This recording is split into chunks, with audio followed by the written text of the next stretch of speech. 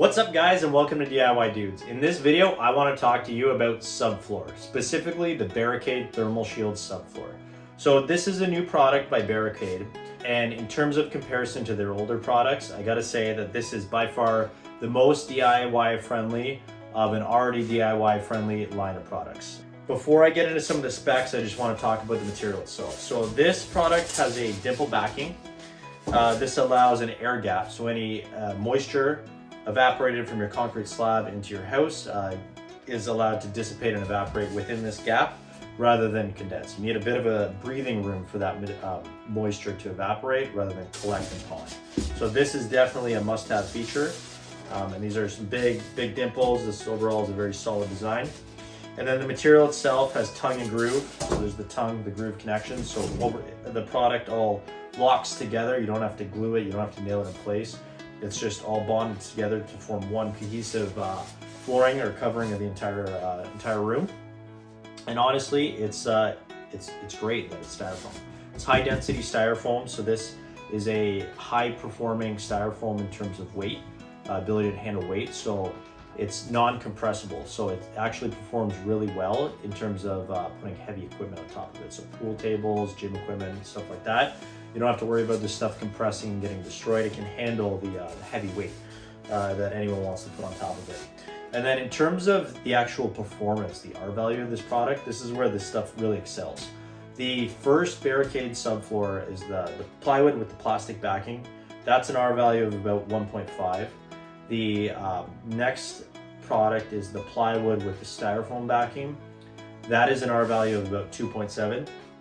This styrofoam, this thermal shield product, is an R value of about 4.1. So you've got like a 30% jump in R value, which is huge in terms of heat retention. And it actually costs less than some of their other products. So in terms of performance versus cost, this stuff stands out head and tails above all their other products. But the huge benefit of this, honestly, is the DIY ability. This stuff is so light. You don't need any saws. You cut it with a utility knife. This is the perfect DIY subfloor out of a lot of subfloors people use in their basement. So if you're planning on doing a basement job, honestly, this would be my go-to choice from here on out. I definitely recommend it. And in this video, I'm going to show you a couple tips on how to easily install it. Let's do this. Okay guys, I'm always going to start in the corner of the room with the tongue and grooves. I like to install with the tongue starting towards the wall, just because then when you get to the back wall, it's usually a lot easier to slide the tongue into a groove, just the way you can angle it in. This stuff, you're directed to leave a 1/4 inch gap along the perimeter of the walls. So you can use whatever spacer you have in mind for that. I'm gonna get my first couple pieces installed, and then I'm gonna install my spacer after that. But this is pretty easy. So I've got my first one installed. I'm gonna install it linearly across the room, one row at a time.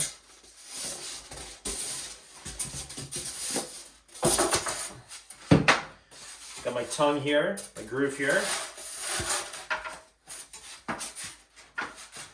Add some weight to this one.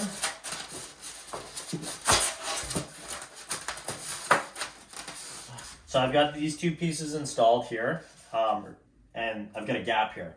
I need to close that gap. Take a scrap piece of the subfloor. This side's the tongue. I've got my groove connection here.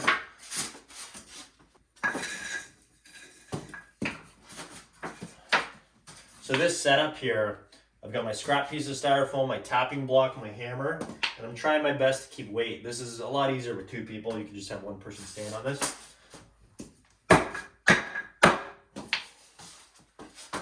But so what that did is it closed this gap. So this gap's all sealed. Rather than just banging on this edge and destroying the tongue,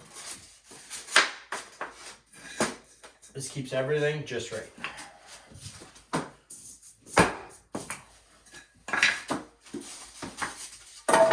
So obviously everyone's installation area is going to be a bit different. I have this weird little utility room here. So I'm not going to go into too much detail with this cut, but basically you're going to have to, your custom cuts, you're going to have to figure out yourself.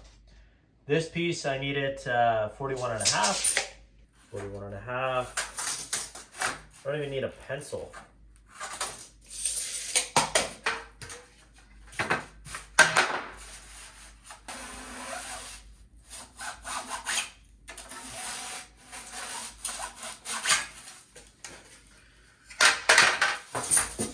Cut it. Fold it over. This one I'm gonna need to do a few more cuts around the doorway.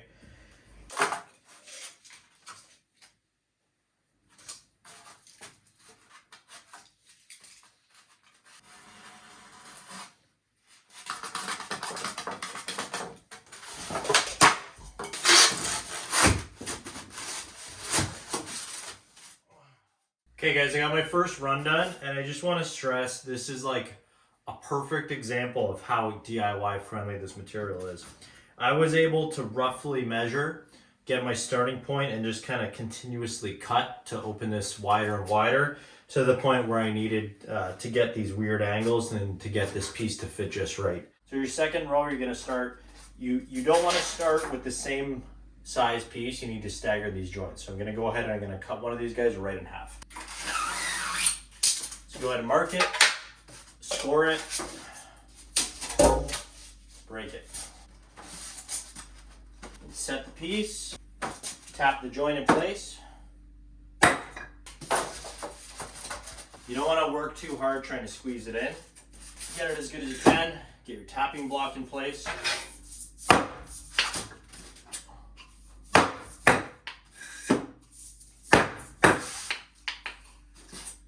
Set the one side.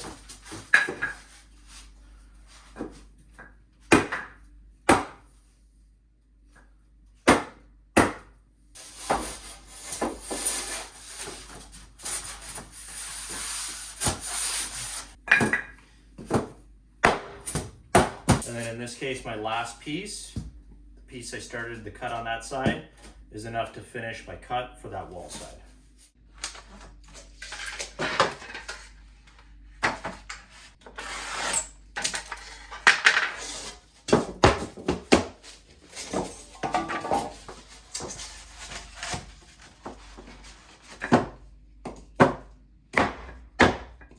And for these back pieces, I've got this flooring pry bar.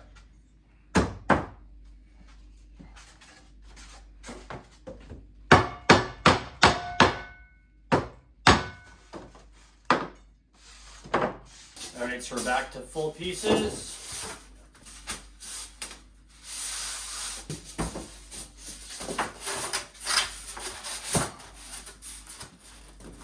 So we just gotta close up this gap.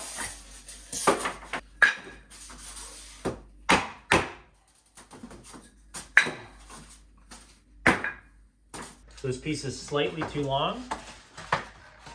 Just gonna trim about a ½ inch off.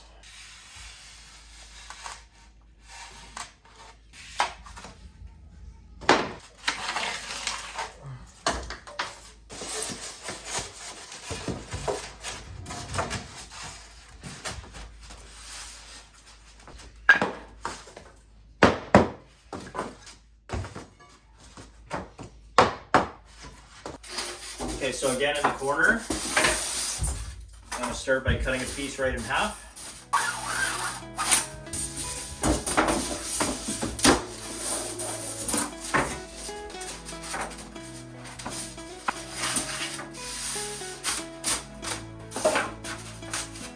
Just tap the edge into place.